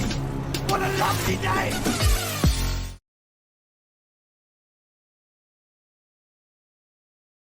A really good point before that show ended, and he wasn't allowed to make it. And it was He going to did. be. Okay. What's the point? Because Am I getting thought he moaned at? reached it. Am I getting moaned at? Is that me? He, yeah. I'm just trying to like, what else? Because no, I heard your point from the beginning. I was gonna interrupt you, but you was gonna say it, but then 10th said it, and the bottom line is, he made it to the point where he was willing to go no further, and he also admitted it. It's not like Nathan was, putting words in your mouth or saying that you were going to go a place that you weren't. There was nowhere else to go. No, you're missing it, Eli. Okay, give me just the one bit that I'm missing. When you listen to the show again, you'll hear me with voice inflection. Okay, I let go of it when he did it. When he first did it, I let go of it because I brought him to that point, and he sounded silly with his answer, and then I left him there. But as the show progressed and as other questions came in, he came back on, and I said, okay, let me see what else I could get out of him to elaborate that point more. He played along. He didn't say, I don't want to talk to 10th. He started to talk to me. So now I'm back at it from where I left off, and if you listen to that part, we got more details. I got him to admit something he didn't admit at the time I let go of him. He actually had to go objective rather than subjective. And so the point was for the audience to see how to talk to people. If they're willing to talk to you past the stalemate point. It got to a stalemate, I let it go. I saw an opportunity, I came back in. I got more detail out of what caused the stalemate. That was going to lead to something else, but Nathan rounded off the show. My question for Extremis is an opinion-based question. I know Extremis is not interested in debating. I'm not asking him to debate, considering there's loads of us and just one of him. My question is not, I'm not looking to try and make him debate. I just want his opinion on something. Well, before that, hello. He's trying to answer. Hello. Go ahead, Extremis. I said, okay, you can ask his question.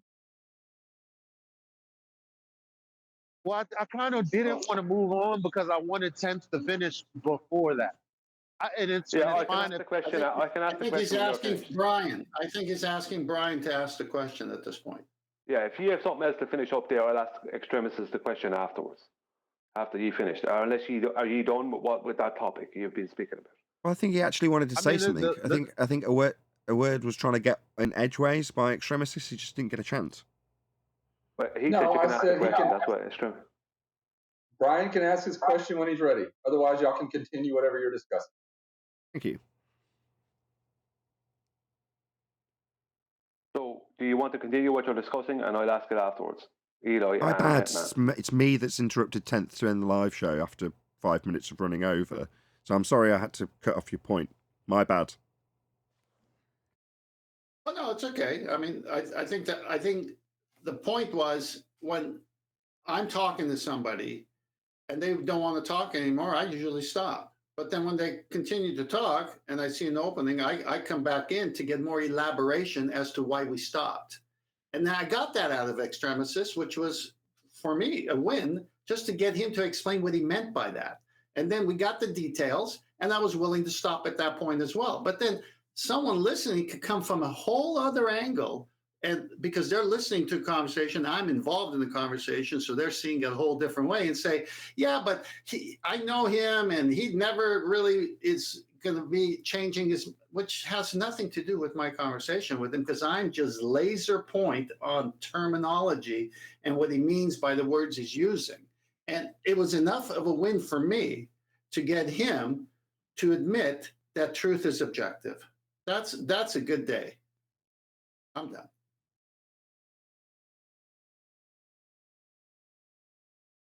Right, Brian, do you want to pose a question to Extremis? He's still got his mic open, so I assume he's still listening. Okay, Nathan. Yeah, before I ask this question, I would like the panel members and people in Discord not to jump all over him. I'm just looking for his opinion. What he says doesn't matter. It's just his opinion. He's not attacking. He's not looking to debate. Just his opinion. Now, obviously, you can ask him questions about it, but I'm not coming at him from a debate point of view. If he started talking and started coming in on it and we're saying concerning the flat globe debate, that's a different thing. But because he's there on his own, it's not fair for us all to try and debate him, because how can he ever have any chance in that situation? So my question is, extremists, do you think it's unfair, right, for us to hold your side to a geometric horizon?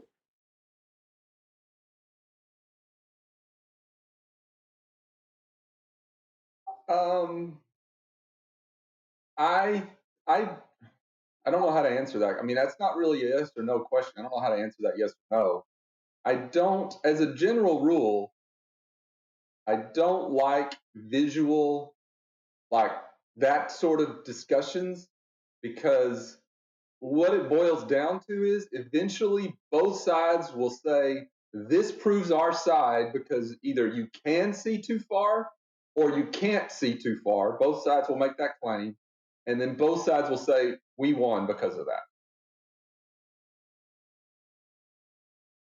My answer to that is, I mean, as far as just a geometric horizon, the answer to that would be the geometric horizon. I don't know. To me, I would say it's subjective. I realize it's probably not. But both sides, every time I've ever heard this argument in the past, both sides have argued the geometric horizon and both sides have claimed victory. Okay, that's fair sorry, enough. Again, for the audience's benefit. Sorry, Brian, to interrupt. I will let you go in a sec. The geometric horizon is Earth curve, just for anybody who doesn't understand or follow with the terminology. Go ahead, Brian. Yeah, well, the reason we do hold your side to task on that, and you don't have to reply to this, it's not like that, extremists, but the reason we hold your side to that, to the horizon being geometric, is that is a requirement for a globe Earth. So that's why we hold you to it. I know you have the refraction argument, and to us that's a circular argument, but that's why we hold you to it. So that's why that argument will never go away. Anyway, that's all I have to say. Thanks for answering the questions. And that's when we were young, and look at a clown like Bill Nye, who shows you a globe going around, a boat disappearing bottom up on a globe, right? They're still showing that crap to kids. That's why it means something, because now we get to this point where you guys deny this thing, when meanwhile we're teaching kids that this thing is real, and that's why optical illusions are happening. Like, this is the reason why we take that seriously. So yeah, you have to take this geometric horizon as your claim, because that's what it is. And to run away from it, and I'm not aiming this at you extremists, I'm just saying, like, this is one of those things. This is why it's weird when you're asked, should you be held accountable for that? And you're like, I don't know, but that's your claim, right? We're called retards because we don't think boats are disappearing behind a curve, right? I'll be honest, I don't know enough about the geometric horizon, and both sides will, the math involved, so to speak. And I mean, I've heard the arguments, the 1.22 miles, but there's so many different variables, and there's so many different, I guess you would say, opinions of it. I don't know if you can use that word, but there's so many different ways that it's argued. I'll put it that way. I don't usually participate in those discussions. I just listen because A, I don't feel comfortable with it. And B, like I said, the discussions that I've heard from other people, both sides will say whatever their argument is and claims make, and both sides will claim victory. And that's something that neither side manages to convince the other. Okay. And I understand that, but you said there are a lot of variables, right? Would you say that the most important thing about a variable, which is described as visible, to be visible, right? So something that you guys claim we should be able to see, something that blocks boats and buildings. Now in 2021 or 2020, we're told, why would you expect to see this thing? You know what I mean? Do you understand how that's a little crazy? I'm just talking to Yes, you I as do one understand. dude to On extremists. Yes, I can see both viewpoints, and like I said, I don't. That's a particular subject that I kind of avoid personally, just because I don't think both. That's my problem with it. Everybody says that it's an objective thing, and yet both sides somehow manage to argue it and claim victory. Hey, just gonna clarify something. When you say both sides claim it, right? We're talking about Earth curve. Both sides don't claim that. Only one side claims it. But simultaneously, that same side, that's you in this case, also denies it. So it's only one side that claims geometric horizons, and that's the globe side. But when we debunk them, your side also decide that maybe we shouldn't expect to see it. That would be Earth curve. So you're repositioning that like both sides argue with the geometric horizon. That's Earth curve. No, we don't. That's wrong. So what I say, both sides. I'm saying the globe side argues for it, and they claim victory, and the flat Earth side argues against it, and they claim victory. Okay. No. Against it. Against Earth curve, you mean? Yes. Yeah, right. But you also argue against Earth curve when you tell us that we shouldn't expect to see it. So when you say both sides argue about geometric horizons and whether or not they can or can't be seen, the two sides are globe Earth and anti-flat Earth. Those are the two sides. You understand that? Because we don't claim Earth curve. That's geometric horizons. We don't have that claim as flat earthers. There's no claim from us about horizons and geometry. None. But there's two claims in existence. One is that we should see Earth curve horizons, and one is that we shouldn't expect to see Earth curve horizons. Now, those are anti-flat Earth and globe Earth claims, respectively. Nothing to do with us. Okay. So what does the flat Earth side say we should see or not see? Sorry, what does the flat Earth say we should see or shouldn't see? Right. We don't. I have absolutely no claim I'm answering you. I've got no interest in telling you what you should or shouldn't see with your eyeballs.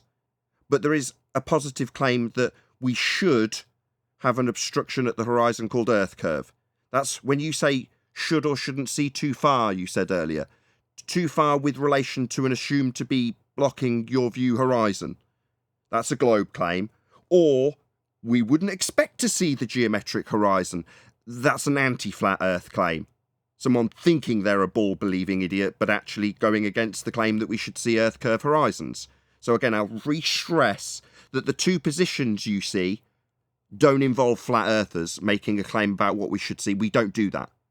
I'm not claiming you should see anything. When you do see stuff, I say you just see a clock, for example, or you just see a mountain range, or you just see the Chicago skyline. There's nothing offensive about me saying that's the Chicago skyline you see because you do see it. But you, that's an anti-flat earther, tell us that we wouldn't expect to see geometric horizons, blocking the Chicago skyline. That's why we can see it, because we wouldn't expect to see Earth curve getting in the way of it. Well, that's a claim that we're not seeing Earth curve. Sod all to do with me and what I say you should see, because you can just see Chicago. But there's also a claim by the globe that the globe Earth's going to get in the way of Chicago. So that's another globe Earth claim of horizons that are Earth curve getting in the way in this case. So on most days, Earth curve in the way of Chicago. When you can see Chicago, Earth curve not getting in the way of Chicago, we wouldn't expect it to. None of them are my flat Earth claims. Comprende? So you're saying there's three sides. There's the flat Earth, the globe Earth, and the anti-flat Earth. No, what was the flat Earth side of that? What did I claim you should see? When you've got a picture of Chicago, what's my claim other than what you see, which isn't a claim, stating the obvious? I'm saying that there's the flat Earth that says you see what you see, and then there's the anti-flat Earth and the globe Earth. Okay, so let's discount them one by one. Is it unreasonable to look at a picture of Chicago and say, just wait for it, this is a bold claim I'm making as a flat earther here. Picture of Chicago, everyone got that in their mind. We've got a picture of Chicago, and I'm going to make my claim as a flat earther. That's Chicago, that is. There you go, that's the end of my claim. Should we discount that? Is that unreasonable as a claim? Well, there are, if you I think the answer you're looking for is no. No, there's certain conditions that go to that. Right, I say Chicago when looking at a picture of Chicago, and you're saying there's a conditional. You're looking at a picture. Okay, picture of Chicago, got it. So Sorry, I my thought you were talking claim, about I'll the repeat. actual- I just need you to say it's not unreasonable to say this. You haven't said it yet. Bizarre. I've got a picture of Chicago, and my claim is that's Chicago. That is. Do you know why I can say that? Because it's a picture of it. I can see it. That's the end of my claim. Okay. So should we discount that as unreasonable extremis? That's perfectly reasonable. Okay, so me, flat Earth claim, Chicago, picture of Chicago. Now let's look at the globe claim. There's a physical geometric obstruction to your view of Chicago. Now, given we can see Chicago, is that a reasonable claim? No. So the globe Earth claim fails. Okay. Okay. What's the anti-flat Earth claim? That's you. That we shouldn't see Chicago, and we don't. All right, picture of Chicago, your claim is we shouldn't see it, and we don't when it's a picture of Chicago. Correct? Okay, sure. Sorry, you're saying we shouldn't see Chicago as an anti-flat earther when we've got a picture of Chicago. Should we discount this as nonsense? Because it sounds like nonsense. I look at Chicago and say Chicago. You look at Chicago and say we shouldn't see it. Correct? Nonsense. Yeah, it is nonsense. When I've got a picture of Chicago and I say Chicago, we've accepted that that's perfectly reasonable to state that. When you, the anti-flat earther, realises that the globe claims there should be an Earth curve edge horizon in the way and there isn't, you just tell us that we shouldn't see it.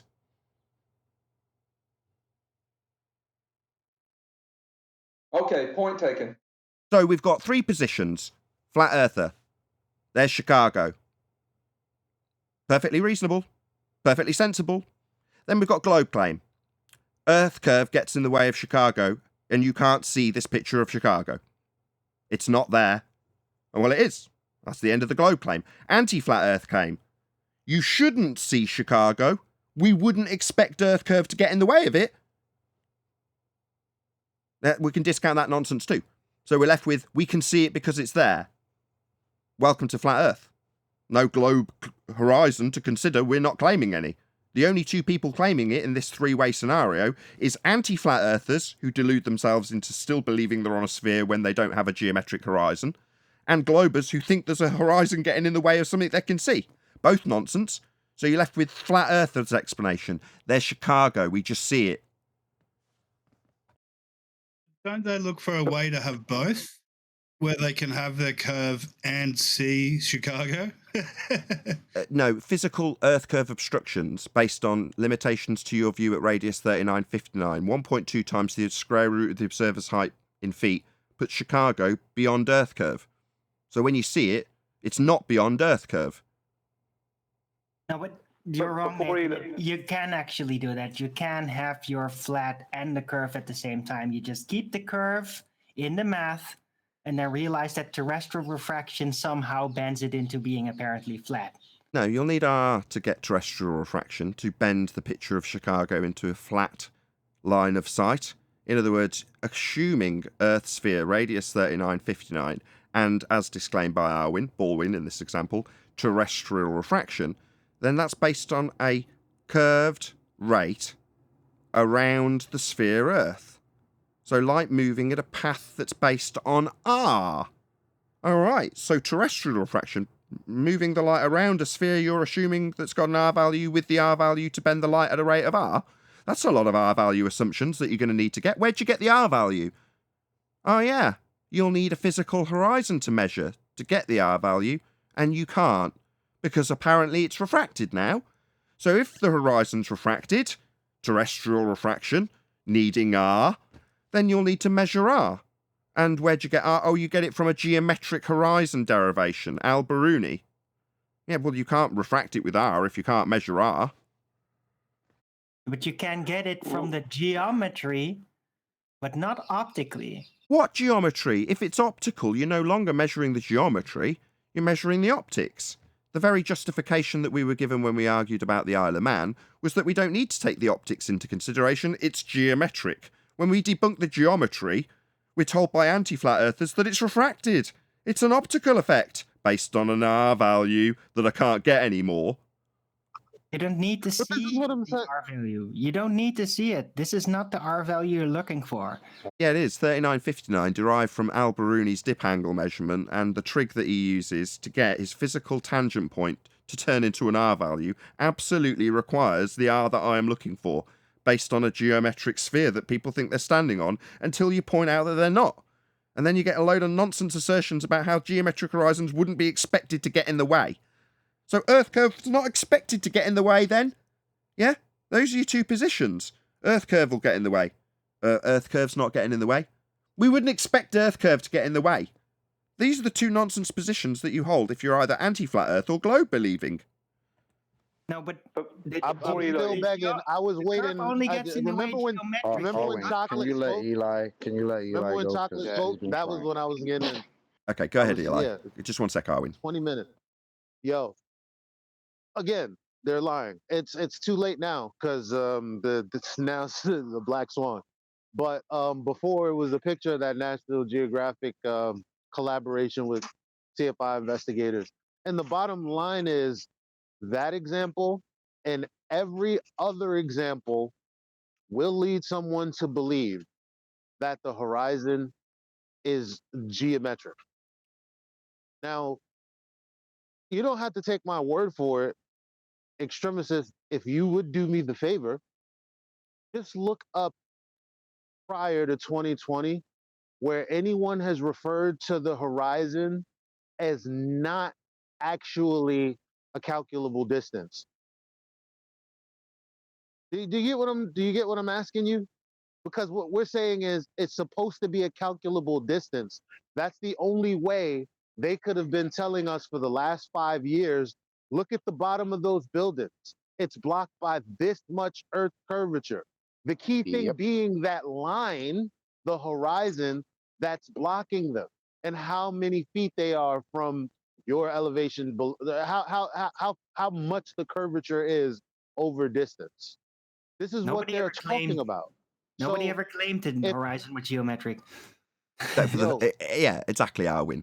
Now, post-2020, nobody claims the horizon's geometric, other than the 5 years we spent with Earth curve maths with them telling us how geometric it was. Yeah, but we believed it. That's the in issue. other words, Now we don't, shit so done now they never changed. claimed it. Right? We never were with war with East Asia.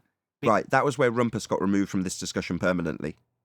He spent a solid 3 years telling us how Earth curve edge horizons, physical in nature, got in the way of things, qualifying them with hidden values, and then refracting targets with respect to the horizon. That's Earth curve that he was claiming to prove with this maths. And upon the Black Swan being released, he told us we've always refracted the horizon. Total lie.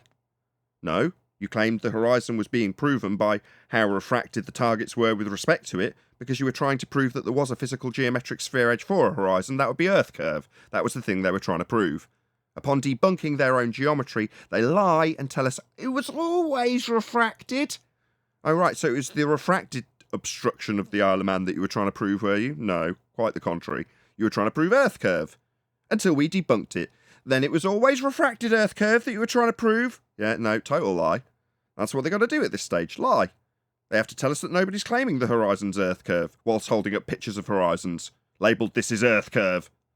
Just lie. Right. That's the thing. My point is this: when he says there's two sides, listen very close. Everyone who's out there in the audience, There are people who believe in the globe like everyone, I'm assuming, here believe. We all had a similar upbringing where we went to school. Before we went to school, there were all of this, different toys and things, different shows. But then when we go to school, it's like, yeah, you live on this. This is how, yada, yada, yada, yada. There's that side. Then there's us one day waking up like, oh, wait a minute. All this stuff we've been taught, where's the evidence for it? At the very least, where is the measurement? So the bottom line is that it's not like, well, you guys are saying one thing, but the other guys are saying one thing, and you guys each claim that you win, because the bottom line is one side is making a claim and our side is saying, hey, that claim is unverifiable. That's not even a side. That's just us pointing out that something that's supposed to be verifiable is not verifiable. And with that, I'm going to say another huge, massive, enormous thank you to both Discord and G Plus panels for making today's after show possible. And of course, a massive thank you to all of you in either Nathan Oakley 1980 or Nathan Oakley Premiering Streams for hopefully sharing the show. Please share the show if you haven't done so already. And of course, a massive thanks to all of you who did share the show and share all the shows. So thanks to people who share. I've been Nathan Oakley, and I'll see you all in the next video.